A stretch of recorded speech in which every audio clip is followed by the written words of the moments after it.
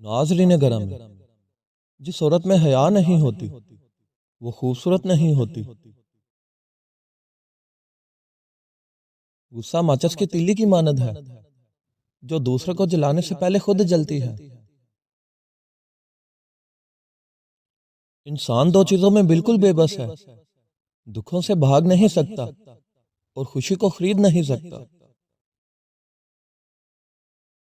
بیٹے تو باپ کی زمین بانٹتے ہیں، اور پتہ ہے کیا، بیٹیاں ہمیشہ باپ کے دکھ بانٹتی ہیں۔ اپنی خامیوں کا احساس ہی انسان کا کامیابی کی طرف پہلا قدم ہے۔ لوگ آئینے کی طرف بالکل نہ جاتے اگر آئینے میں صورت کی جگہ کردار نظر آتا۔ زندگی میں انسانوں کے شر سے بڑھ کر خوفناک چیز کوئی نہیں۔ آپ اس دنیا میں رہتے نہیں ہو بلکہ یہاں سے گزر رہے ہو۔ جہاں بھی رہو خدا سے ڈرو، ہمیشہ سچ بات بولو اگرچہ تلخ ہی کیوں نہ ہو۔ غریبوں اور مسکینوں کا تمہارے دروازے پر آنا انعام الہی ہے۔ درود شریف وہ واحد عبادت ہے جسے قبول ہونا ہی ہوتا ہے۔ مساکینوں کو وہ کھانا نہ کھلاؤ جو تم خود پسند نہیں کرتے۔ اپنے مہمانوں کے لیے لذیذ اور ذائقے دار کھانے تیار کرنا سنت ہے۔ مزاج کے خلاف بات پر مسکرا دینا لڑنے سے بہتر ہے۔ دنیا میں شک کرنا بھی روگ جیسا ہے، جس کو عادت پڑ جائے وہ کسی پر اعتبار کے قابل نہیں رہتا۔ میں نے ہر ایک سے متاثر ہونا چھوڑ دیا ہے کیونکہ لوگ وہ نہیں ہوتے جو وہ نظر آتے ہیں۔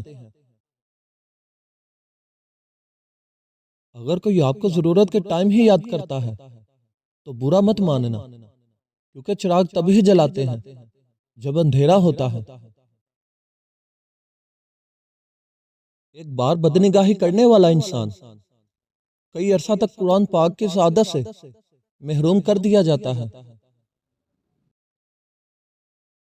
اسلام میں پہل کرنے والا انسان تکبر سے دور ہو جاتا ہے۔ جس پر آنکھ بند کر کے بھروسہ کرے وہی لوگ اکثر آنکھیں کھول جاتے ہیں۔